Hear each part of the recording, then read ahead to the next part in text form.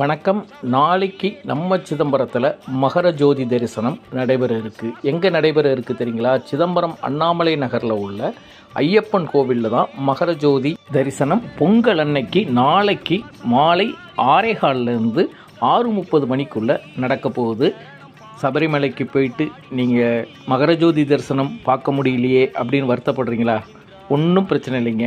நாளைக்கு சிதம்பரத்தில் இருக்கிற ஐயப்பன் கோவிலுக்கு வாங்க. தெய்வீகமாக நம்ம ஐயப்பனுடைய காட்சியை நீங்கள் பார்க்கலாம்.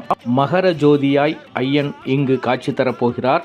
மகர சங்கராந்தி நாளில் ஐயப்பனை தரிசனம் பண்ணுங்கள். நம்ம சிதம்பரத்தில் இருக்கிற ஐயப்பன் கோவிலுக்கு ஆண்கள் மட்டும் இல்லைங்க, பெண்களும் வந்து தரிசனம் பண்ணலாங்கிறது ஒரு சிறப்பம்சம். பெண்களும் மகர ஜோதி வழிபாடு செய்வதற்கு இது ஒரு அருமையான சந்தர்ப்பம்.